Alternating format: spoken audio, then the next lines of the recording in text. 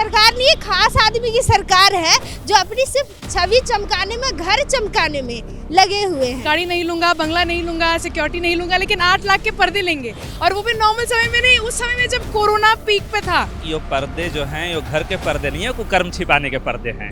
हमको तो पता भी नहीं था कि 8 लाख का पर्दा आता है। हमको पता नहीं था कितने महंगे महंगे कबर्ड आते हैं और कम्बोर्ड आते हैं। ये सब तो आप लोगों के माध्यम से और सौजन्य से, आदरणीय केजरीवाल जी की कृपा से ही पता चल रहा है।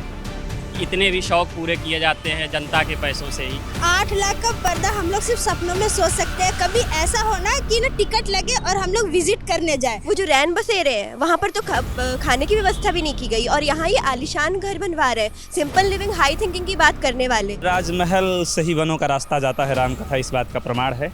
तो इस बार वनवास इनका तय है।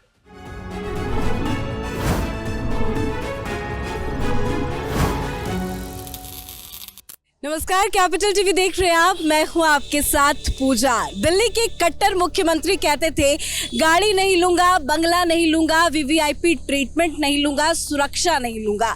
ना जाने कितने तरह के बयानबाजियां दिया करते थे। पर अब जब ऑपरेशन शीश महल से खुलासा हुआ है और पता चला है कि अरविंद केजरीवाल ने सिर्फ अपने घर के रेनोवेशन के लिए 45 करोड़ रुपए खर्च किए हैं, तो लोगों के होश उड़ गए हैं। मैं इस वक्त दिल्ली के डीयू में मौजूद हूँ, नॉर्थ कैंपस के दिल्ली यूनिवर्सिटी में हूँ। यहाँ पे कुछ स्टूडेंट्स हैं, उनसे बातचीत करेंगे और जानेंगे कि उनके कट्टर मुख्यमंत्री जिस तरह से आलिशान जिंदगी जीते हैं वो कितना सही है और कितना गलत है। क्या नाम है आपका? मैं सपना, यहीं पे दिल्ली विश्वविद्यालय में सुधारती हूँ। हाँ जी, केजरीवाल जी के रेनोवेशन पे, घर के रेनोवेशन में 45 करोड़ रुपए खर्च हुए हैं। सुन के कैसा लगा है आप? मतलब उनके घर के बारे में और उनके रूम और बाथरूम को देख के तो बड़ा अच्छा लगा। मतलब सबकी ख्वाहिश होती है, पर ये बहुत दुख हुआ कि हमारे जो मतलब पैसे जो डेवलपमेंट के लिए आए थे उसे वो टाइल्स पे लगा रहे हैं, बाथरूम में लगा रहे हैं, और उन्नति के नाम पे मतलब एक मतलब टूटा हुआ स्कूल या फिर बाथरूम को भी स्कूल के रूप में, क्लासरूम के रूप में काउंट कर रहे हैं। तो ये देख के तो बहुत बुरा लग रहा है। मतलब अपने आप में ही शर्म की बात है।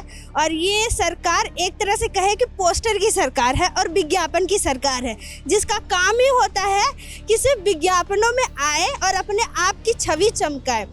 क्योंकि केजरीवाल के विषय में हमारी एक जो स्टूडेंट है सभी के मन में एक धारणा थी कि केजरीवाल कहे कि हम चप्पल पहन के चलेंगे, कहते थे हम ऑटो में लटक के ट्रैवल करेंगे। हाँ, और ऑटो में जाके शपथ ग्रहण करें, तो एक छवि हमारे मन में निकल के आई कि नहीं, ये आम आदमी की सरकार है। पर जी, आम आदमी की सरकार नहीं, ये खास आदमी की सरकार है जो अपनी सिर्फ छवि चमकाने में, घर चमकाने में लगे हुए हैं। आप लोग फीमेल्स का तो ज़्यादा सपना होता है कि बहुत खूबसूरत सा घर हो, बहुत खूबसूरत सा किचन हो। अब करोड़ों का किचन नजर आ रहा है, देख के कैसा लग रहा है? देखिए, वो तो चीफ मिनिस्टर है, तो मैं first I will think about my position. मुझे जनता ने वोट दिया है, तो मैं पहले ये सोचूंगी कि मैं चीफ मिनिस्टर हूँ। घर तो मैं मेरा बाद में चमकाने का काम है। और ये गाड़ी नहीं लूंगा, बंगला नहीं लूंगा, सिक्योरिटी नहीं लूंगा, लेकिन 8 लाख के पर्दे लेंगे, और वो भी नॉर्मल समय में नहीं, उस समय में जब कोरोना पीक पे था। You sent away so many people, you sent away migrants to their homes. आपने बसों के नाम पे प्रमोट किया उनको, कि अट्रैक्ट किया कि हम बस भेजेंगे, और बस भी नहीं भेजा।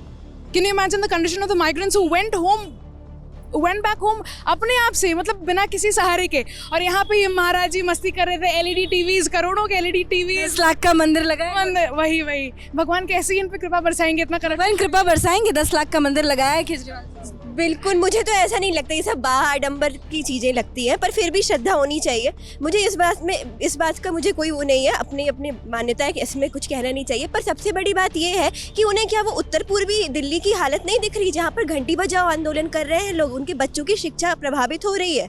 और उसके अलावा वो जो रैन बसेरे हैं वहाँ पर तो खाने की व्यवस्था भी नहीं की गई, और यहाँ ये आलीशान घर बनवा रहे हैं। सिंपल लिविंग, हाई थिंकिंग की बात करने वाले। अब ये इन्हें क्या हो गया है, ये समझ ही नहीं आ रहा। 10-10 लाख का जो है वो उनके घर पे कमोड लगा हुआ है, वियतनाम से आई टाइल्स है। सुन के कैसा लगता है? मुख्यमंत्री जी का जो महल है वो देखना चाहेंगे आप?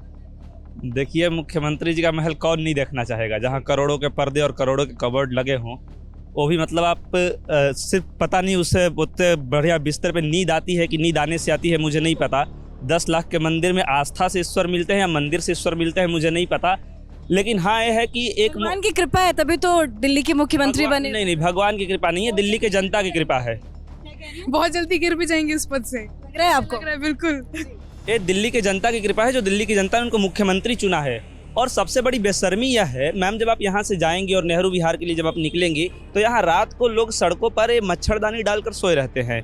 कल बरसात हो रही थी रात में, यहाँ लोग सोए हुए थे, दुकानों के नीचे जाके शेल्टर्स के रूप में शरण लेकर सो रहे थे।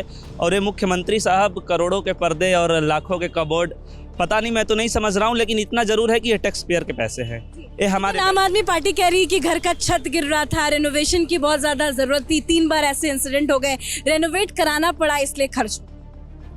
हाँ, उनको हो सकता है कि उनके नज़र में वो रिनोवेट करा रहे हों, लेकिन मुझे मतलब ये सपने में भी हम नहीं सोच सकते थे कि 8-8 लाख का पर्दा होगा। आपके घर में पर्दे हैं? मेरे घर में तो पर्दे हैं, लेकिन 200-300 के आपके घर में पर्दे हैं? हाँ, ये 8 लाख का पर्दा मिलता कहाँ है? आपने कभी सुना है क्या?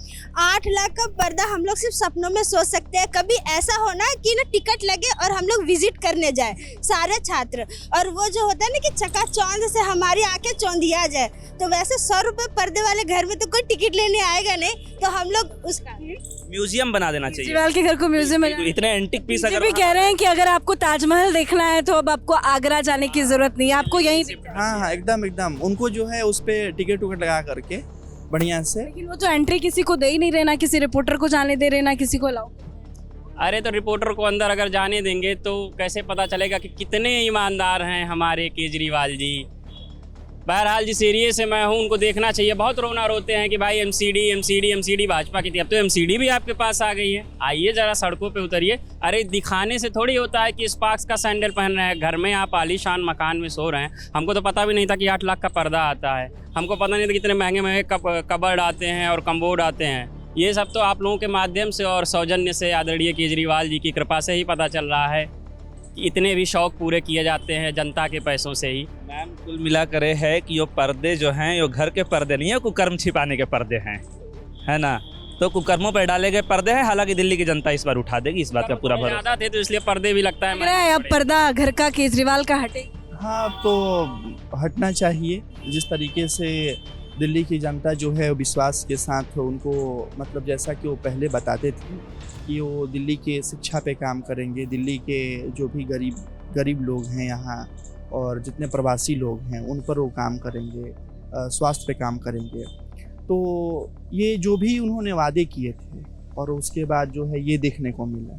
तो जब आदमी किसी से अपेक्षा करता है, अच्छा अपेक्षा करता है, और वो बिल्कुल जो है अपेक्षाएं बिल्कुल नीचे गिर जाती हैं, ठीक ना, तो मतलब हृदय जो है वो टूट जाता है जनता का। तो ये होना चाहिए और ये होगा, ऐसा विश्वास है। लग रहा है आपको कि इस बार दिल्ली की जो जनता है वो केजरीवाल को हटा देगी, ऐसा आपको लग रहा है? केजरीवाल ने सोचा था कि ये मुझे राजयोग मिला है, पर ये उनका राजयोग नहीं है, ये उनका एक तरह से ना राज रोग होने वाला है। और जो हमारे जो दिल्ली की जनता है उनको जो खून के आंसू वो रुला रहे हैं, और एक तरह से ये ना कि उनकी कथनी और करनी मैच नहीं कर रही।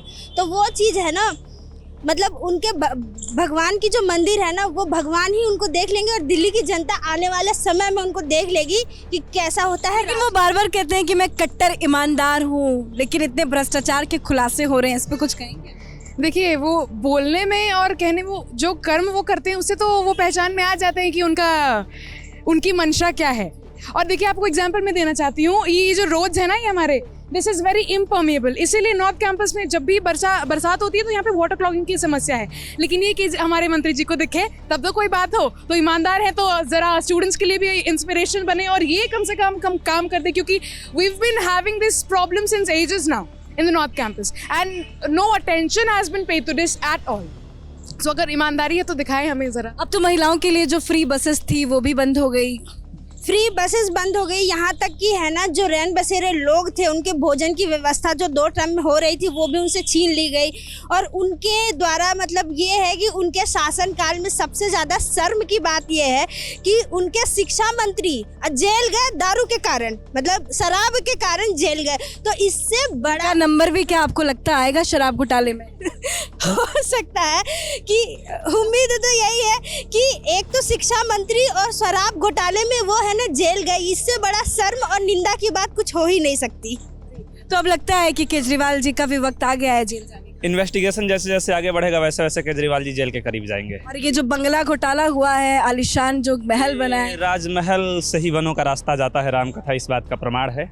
तो इस बार वनवास इनका तय है। जी बहुत बहुत शुक्रिया आप लोगों का बातचीत करने के लिए। तो इस वक्त मैं दिल्ली यूनिवर्सिटी में मौजूद हूँ। यहाँ पे काफ़ी स्टूडेंट्स हैं जो आपको दिख रहे होंगे। मैंने कुछ लोगों से बातचीत करने की कोशिश की। उनका यही कहना है कि भाई कहाँ से आए ये 8 लाख के पर्दे, कहाँ से आए ये करोड़ों के टाइल्स। जो भी सुन रहा है कि अरविंद केजरीवाल ने अपने घर के रेनोवेशन के लिए 45 करोड़ खर्च किए हैं, सभी के होश उड़ गए हैं। अब देखना होगा आने वाले वक्त में दिल्ली की जनता केजरीवाल को कैसे सबक सिखाती है। कैमरा पर्सन अशोक के साथ मैं पूजा, कैपिटल टीवी।